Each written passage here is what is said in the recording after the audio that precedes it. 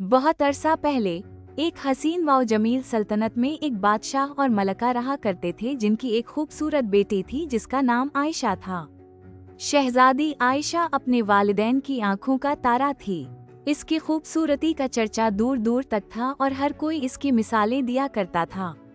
इसकी लंबी जुल्फें, मोतियों जैसे दांत और चमकती हुई आंखें देखकर हर कोई दंग रह जाता। मगर इसकी खूबसूरती में एक खामी थी, जिसकी वजह से लोग इसका मजाक उड़ाते थे। इसके आगे के 2 दांत बहुत बड़े थे, जो खरगोश के दांतों की मानिंद दिखाई देते थे।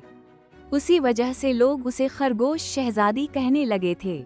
शहजादी आयशा की मासूमियत के बावजूद इसके बड़े दांत इसके लिए मुस्तकिल परेशानी का बाइस बने हुए थे। जब भी वो अपनी रियाया से मिलती, लोग उसके सामने इसकी खूबसूरती की तारीफ करते और इसकी मुस्कुराहट की बातें करते, लेकिन पीठ पीछे इसका मजाक उड़ाते और उसे खरगोश शहजादी कहकर छेड़ते थे।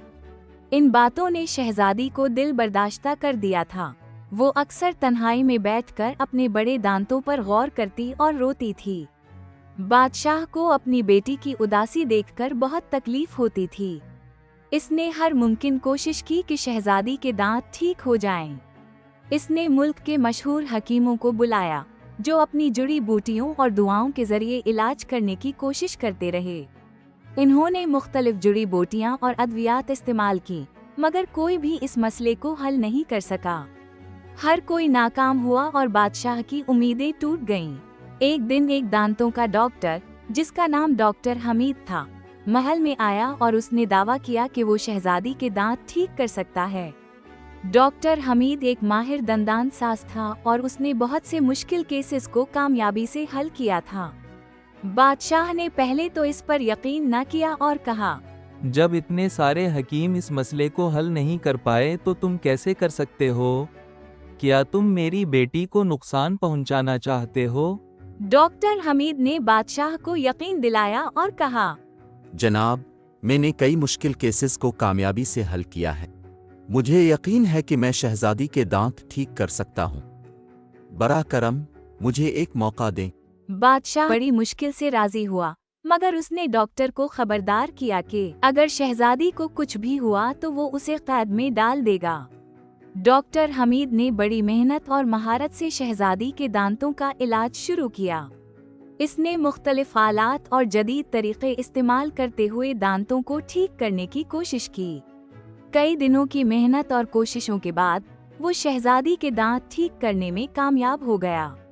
शहजादी आयशा एक बार फिर से अपनी असल खूबसूरती में वापस आ गई। इसके चेहरे पर मुस्कुराहट लौट आई और इसकी खुशियों ने पूरे महल को रोशन कर दिया। बादशाह ने खुश होकर डॉक्टर हमीद को इनामात से नवाजा और शहजादी की शादी डॉक्टर हमीद से कर दी। पूरे मुल्क में खुशियां मनाई गईं और जश्न का समा बन गया। लोग शहजादी की खूबसूरती और डॉक्टर की महारत की तारीफें करते नहीं थकते थे। यूं करजोश शहजादी की कहानी एक खुशगवार अंजाम को पहुंची और डॉक्टर हमीद को इसकी महारत और मेहनत की बदौलत इज्जत और मोहब्बत मिली।